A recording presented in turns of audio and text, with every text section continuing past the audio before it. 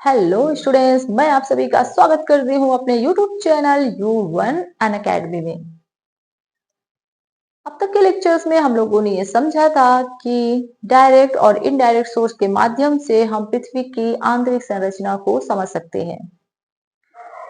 Direct source को हम लोगों ने बहुत अच्छे से समझा था। वहीं इनडायरेक्ट सोर्स में जो सबसे फर्स्ट सोर्स पढ़ा था वो द सेस्मिक वेव्स, भूकंपीय तरंगे। भूकंपीय तरंगों के माध्यम से हम पृथ्वी के आंतरिक संरचना की पूर्ण जानकारी प्राप्त करते हैं। वहीं दूसरे जो अन्य अप्रत्यक्ष स्रोत हैं, इनडायरेक्ट सोर्स हैं, वो पृथ्वी के आंतरिक संरचना की पूर्ण जानकारी तो नहीं, फिर भी थोड़ी बहुत जानकारी हमें जरूर देते हैं। उसी में से एक second types of indirect source है, वो है टेम्परेचर, तापमान। अब हम पृथ्वी के तापमान के माध्यम से कैसे पृथ्वी की आंतरिक संरचना को समझेंगे, आज हम यही पढ़ेंगे।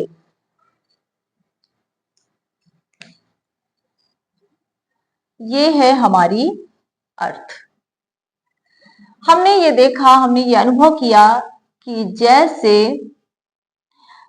पृथ्वी के अंदर जा रहे हैं, पृथ्वी के सेंटर की तरफ जा रहे हैं, वैसे वैसे तापमान, टेम्परेचर इंक्रीज कर रहा है, बढ़ रहा है। हमने क्या देखा? हमने देखा कि पृथ्वी के अंदर जाने पर पृथ्वी का तापमान बढ़ता जाता है, इंक्रीज कर रहा है। और हम लोगों ने अब तक पिछले लेक्चर्स में ये पढ़ा था कि जो सबसे गहरी सोने की खदान है, गोल्ड माइनिंग है, वो कहाँ हो रही है? रिपब्लिक ऑफ साउथ अफ्रीका में हो रही है। तो रिपब्लिक ऑफ साउथ अफ्रीका में एक टनल बनाया गया होगा जिसकी गहराई कितनी है? 4.5 किलोमीटर गहरी ये टनल बनाई गई है जहां गोल्ड माइनिंग हो रही है। तो गोल्ड माइनिंग के दौरान क्या अनुभव किया गया कि जैसे जैसे हम पृथ्वी के सेंटर की तरफ जा रहे हैं, जैसे जैसे हम पृथ्वी के केंद्र की तरफ जा रहे हैं, वैसे वैसे पृथ्वी का तापमान बढ़ता जा रहा है।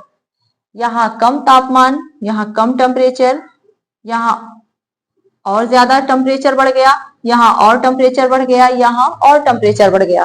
तो हमने क्या समझा कि जब पृथ्वी के 4.5 किलोमीटर में ही जैसे जैसे सेंटर की तरफ जा रहे हैं, पृथ्वी के अंदर की तरफ जा रहे हैं, वैसे वैसे तापमान बढ़ रहा है, तो जरूर पृथ्वी के और अंदर जाने पर भी तापमान बढ़ता होगा।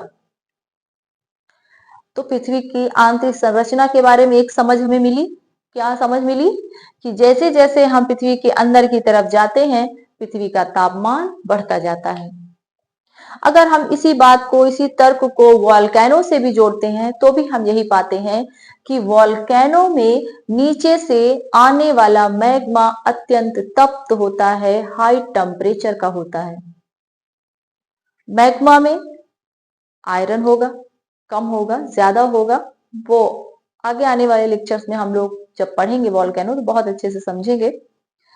तो आयरन तो होगा ही, चाहे थोड़ी अमाउंट में ही हो या ज्यादा अमाउंट में हो।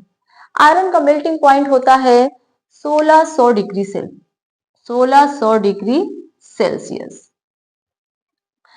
जब 1600 डिग्री सेल्सियस पर आयरन मेल्ट हो जाता है और मैग्मा में कुछ ना कुछ अमाउंट जरूर आयरन का होगा और वो अपने मेल्टिंग फेज में है, तो जरूर वॉल्केनो में जो मैग्मा ऊपर आ रहा है उसका टेम्परेचर 1600 डिग्री सेल्सियस से ज्यादा ही होगा।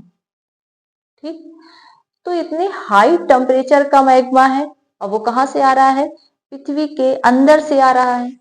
तो जरूर पृथ्वी अंदर से क्या है? बहुत गर्म है, उसका टेम्परेचर बहुत हाई है। और जैसे जैसे हम पृथ्वी के अंदर की तरफ चलते जाएंगे, सेंटर की तरफ आते जाएंगे, वैसे वैसे टेम्परेचर बढ़ता जाएगा। ओके, तो यहां तक मैं उम्मीद करती हूँ कि आपको बात समझ में आ गई होगी कि जैसे जैसे हम पृथ्वी के अंदर की तरफ जाएंगे, टेम्परेचर पृथ्वी का बढ़ता जाएगा। आगे के लेक्चर्स में हम लोग ये समझेंगे कि पृथ्वी के तापमान के बढ़ने का क्या कारण है, आखिर वो क्या रीजन है जिसके वजह से हम जैसे जैसे पृथ्वी के केंद्र की ओर जाते हैं, वैसे वैसे पृथ्वी का तापमान बढ़ता जाता है। उम्मीद करती हूँ आपको बहुत अच्छे से समझ में आया होगा और तब तक के लिए आप सभी खुश रहिए और सबको खुश रखिए।